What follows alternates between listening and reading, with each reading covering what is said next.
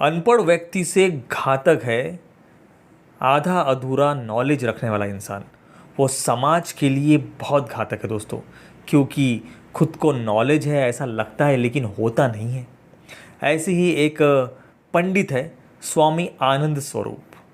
इसने एक पोस्ट डाली है फेसबुक पे और वीडियो बनाया है जिसमें कहा है कि संविधान के असली निर्माता जो है वो बाबा साहब नहीं है, वो BN राव है। अब इन्हें यही नहीं पता कि बाबा साहब कौन थे और BN राव कौन थे, और इन्होंने संविधान सभा में इनके संवैधानिक पद कौन से थे। और इन्होंने एक पोस्ट लिख दिया और BN राव की फ़ोटो लखनऊ में ये वितरण करने लग गए। इसके बाद क्या, अंध भक्तों की लाइन लग गई इनके जो फॉलोअर थे उनकी, कि बाबा जो कर रहे हैं वो सही कर रहे हैं, यही हिंदू राष्ट्र है, ये सच्चाई सामने ला रहे हैं, बाबा साहब की प्रतिमा तो यूं ही चौराहे पे लगी है, फलाना ढिकाना। पता है आपको, तो फिर अनपढ़ के पीछे बाकी सब अनपढ़ लग गए, लेकिन सच्चाई कोई जानने को तैयार ही नहीं। मैं अपने चैनल के माध्यम से चैलेंज करता हूँ कि जो भी या जिस भी किसी व्यक्ति को लगता है कि बाबा साहब नहीं BN राव है संविधान निर्माता, तो भाई इस मेल ID पे हमें संपर्क करें। ओपन चैलेंज है डिबेट के लिए। आपको जो इंसान बुलाना है, जितना विद्वान बुलाना है बुला लीजिए, हम भी अपनी बिठा देंगे। चलो देखते हैं भाई किसकी जीत है किसकी हार होती है। इतिहास तो कोई बदल नहीं सकता, चाहे फिर आप प्रधानमंत्री मोदी जी को लेके आइए, वो भी चल जाएगा हमें। आज की वीडियो में हम करेंगे दोस्तों पूरी चिरफाड़, तो वीडियो को बीच में स्किप बिल्कुल मत करना, अंत तक जरूर देखना। मैं हूं आपका दोस्त मिथिलेश और आपने देखना शुरू कर चुके हैं MG व्लॉग्स। आप सभी को दोस्तों जय भीम, नमो बुद्धाय। दोस्तों हम सब जानते हैं कि प्रारूप समिति में मई 1947 में संविधान सभा के सामने मसौदा पेश किया था। इस ड्राफ्ट में 7,500 से ज़्यादा संशोधन सुझाए गए, जिनमें से लगभग 2,500 को स्वीकार किया गया। संविधान सभा का मसौदा तैयार करने के लिए 7 सदस्यों की ड्राफ्टिंग कमेटी बनाई गई थी। इस ड्राफ्टिंग कमेटी के अध्यक्ष थे बाबा साहब। वही कमेटी के सदस्य थे कन्हैया लाल मुंशी, मोहम्मद सादुल्ला, अल्लादी कृष्ण स्वामी अय्यर, गोपाल स्वामी अयंगर, N माधवराव और TT कृष्णमचारी थे। जब संविधान का ड्राफ्ट बनाने की बात आई तो 7 सदस्यों में से सिर्फ बाबा साहब ही मौजूद थे। इस घटना का जिक्र ड्राफ्टिंग कमेटी के सदस्य TT कृष्णमचारी ने संविधान सभा में किया। TT कृष्णमचारी ने नवंबर 1948 में संविधान सभा में कहा कि मृत्यु, बीमारी और अन्य व्यस्तताओं की वजह से कमेटी के ज़्यादातर सदस्यों ने मसौदा बनाने में पर्याप्त योगदान नहीं दिया।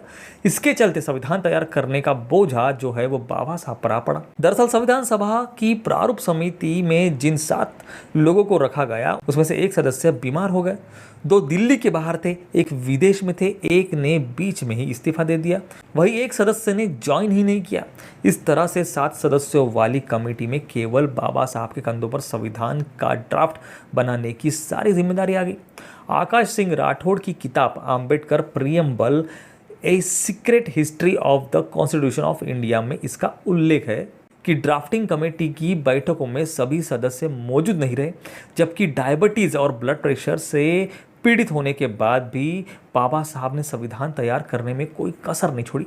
इतना ही नहीं, बाबा साहब ने करीब 100 दिनों तक संविधान सभा में खड़े होकर संविधान के पूरे ड्राफ्ट को धैर्यपूर्वक समझाया और हर एक सुझाव पर विमर्श किया।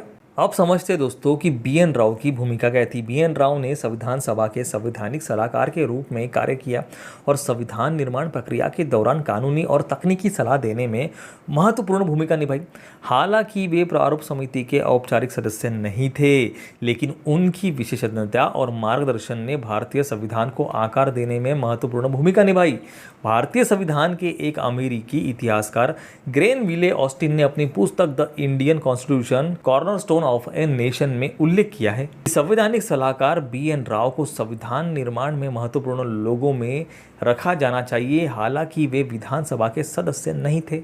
बाबा साहब ने अपने भाषण में अन्य देशों के संविधानों के विस्तृत ज्ञान और अपने स्वयं के अनुभव के साथ संविधान का मसौदा तैयार करने में BN राव के योगदान की सराहना भी की थी। भारतीय संविधान की मूल हस्तलिखित प्रतियों के लिए सुलेखन का कार्य प्रसिद्ध सुलेखक प्रेम बिहारी नारायण रायजादा द्वारा किया गया था। संक्षिप्त में बताएं तो बाबा साहब आम्बेडकर जो थे वो संविधान सभा की प्रारूप समिति के अध्यक्ष और अन्य उप समितियों के सदस्य थे, जबकि BN राव संविधान सभा के संवैधानिक सलाहकार थे। अब समझ गए दोनों में डिफरेंस। जैसे कि मैंने पहले बताया दोस्तों कि जो 7 सदस्य बनाए गए थे ड्राफ्टिंग कमेटी के, वो किसी न किसी कारणवश, किसी की मतलब मौत हो गई, कोई बीमार हो गया, कोई आया ही नहीं, या कोई किसी ने छोड़ दिया, इस वजह से संपूर्ण संविधान बनाने का जो बोझ है वो बाबा साहब के ऊपर आ गया था। ये इतिहास में दर्ज है, इस पर बहस करना मतलब व्यर्थ है।